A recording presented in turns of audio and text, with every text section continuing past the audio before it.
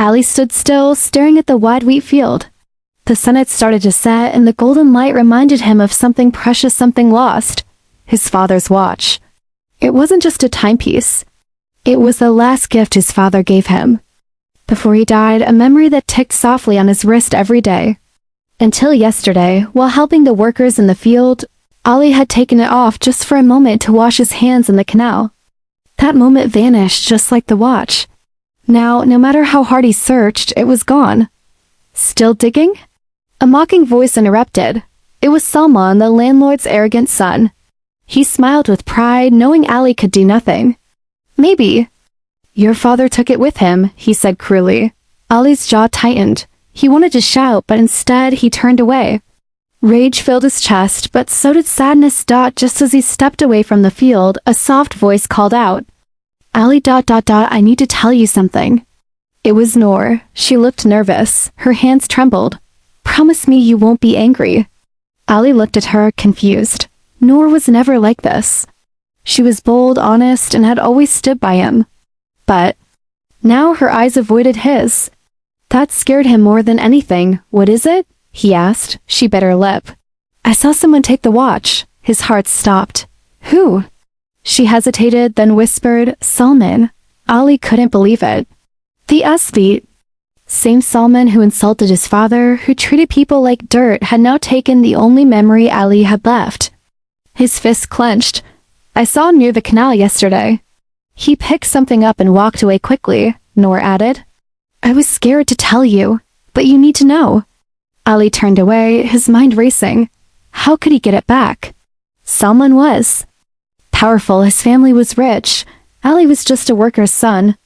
But this wasn't about power. It was about love, about a father. About justice. I'm going to get it back, Ali said, voice low but certain.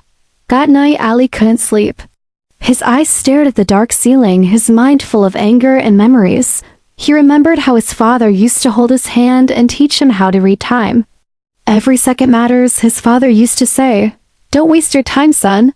The mysterious by the thought made his chest ache. He woke early, walked to the landlord's mansion, and stood near the large iron gate.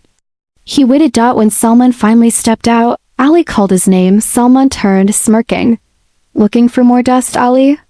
No, just the watch, Salman laughed. What watch? The one you took. Salman walked up to him, his face inches away. I don't take trash. Ali didn't move. It wasn't trash. It was my father's. Give it back. Or what? Salman challenged. You'll cry like a child? Ali stepped closer. If I cry, it's because I still have something worth crying for, unlike you. For a second, Salman's smile faded. Then he pushed Ali aside and walked away, but something had changed. Ali wasn't afraid anymore. Later that day, Noor came running to him. Ali, come quick. She led him to the back of the mansion. Behind the storage shed, hidden under a cloth was a broken box. And inside, the watch. Ali picked it up with trembling hands. The strap was torn. The glass cracked. But it still ticked.